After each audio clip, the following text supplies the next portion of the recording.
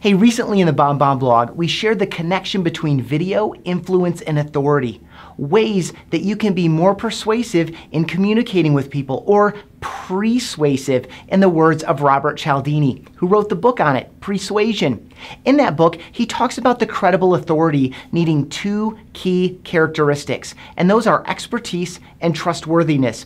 Now, that's not a revelation unto itself. You obviously need to be an expert and to have trust with people. And there are a lot of ways to demonstrate your expertise. What we're talking about here is the trust component. Typically, it's perceived as something that needs to be built over time, and it can be. In addition, you should protect it. It's one of those things that's difficult to build, but easy to fall, easy to break. So we need to be protective of that over time. Key thing here, though, is if you want to build trust faster in any piece of communication you're doing, whether it's a video like this, or whether it's a presentation or a sales demonstration or something like that, any form of communication you have, if you can pick a weakness or a negative or an objection and bring at least one of those to the front of the presentation, you're going to build trust right away.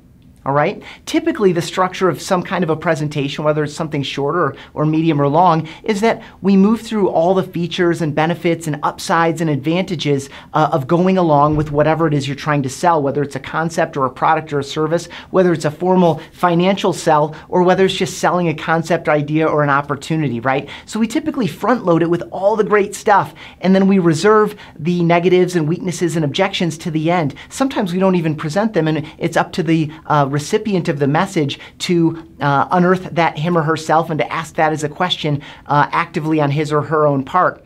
If instead of structuring it in that traditional way, you bring one of those weaknesses or one of those objections or one of those negatives forward into it and reveal that and offer that and become a little bit more vulnerable through that, you're persuading them to the rest of your message. And the way that works is that instead of them following through your presentation, having in the back of their mind those lingering questions of the weakness or the negative or the objection that occurs to them, that maybe occurs to a lot of the people that are prospects for this piece of communication, for this opportunity that you're persuading them toward or offering to them or influencing them toward, if you can diffuse that, they're going to be bought in to listening to you in a much more effective way, a much more active way for the duration of your message. If you can just flip that switch and say, oh, this person has revealed something to me. This person has made him or herself vulnerable. This person has shared a weakness of his or hers, or a weakness of this idea or this opportunity or this sale.